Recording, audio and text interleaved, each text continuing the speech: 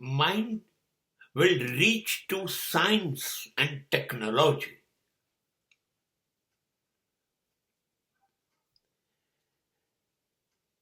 Mind cannot understand the religion. Mind cannot reach up to the spiritualization. Mind can give you clear-cut idea of materialistic world. But mind is not able to show you the clear-cut concept of non-materialistic world. મન જે છે ને એ વિજ્ઞાન સુધી પહોંચે, technology સુધી પહોંચે, એમાં કોઈ શંકા નથી. બુદ્ધિ લાજવાબ કામ કરે. કર્યું છે. ગુફામાં વસ્ત્ર વગર પથ્થર યુગમાં જીવતો જંગલી માનસ જાનવર જેવો હતો. એને બિલકુલ આધુનિક બનાવ્યો. દરેક વસ્તુના યંત્ર. એને રોબોટ બનાવ્યો છેલ્લે. એને આકાશ ચીરીને ચંદ્ર અને મંગળ પર ઉતાર્યો. હા, આ બધું જ વિજ્ઞાન કરી શકે. અને હજી વિજ્ઞાન એટલું બધું કરી રહ્યું છે. દરિયામાં ઊંડે જ ગયું વિજ્ઞાન છેક નીચે.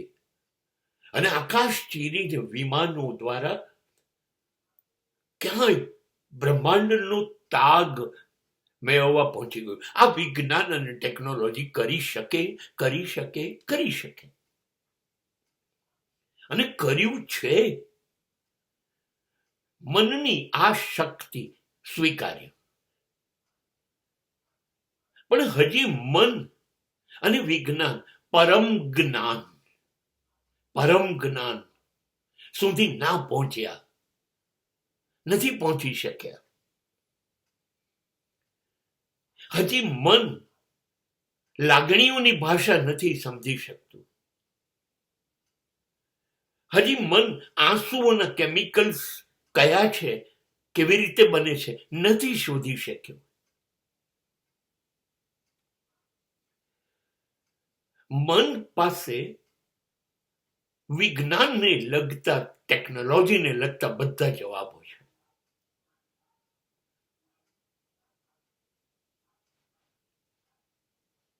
પણ મન પાસે આ શરીરમાંથી અચાનક જ શ્વાસ કેમ બંધ થઈ ગયા? એની અંદર એક તત્વ છે. તમારે એને આત્મા નથી કહેવો, એનર્જી કહેવી છે. હા, તો ક્યાં ગઈ અચાનક? એનો જવાબ મન નથી શોધી શકતું. એકદમ શાંત મને થઈ જવું છે, એ મન નથી થવા દેતું.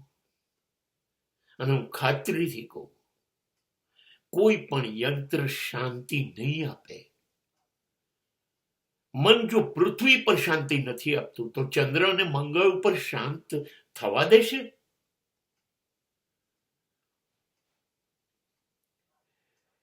મનની જરૂર નથી. મન બાદ થાય, બુદ્ધિ સમાપ્ત થાય, તર્ક અને દલીલો ખતમ થાય, પછી માણસ માટે ધર્મ શરૂ થાય.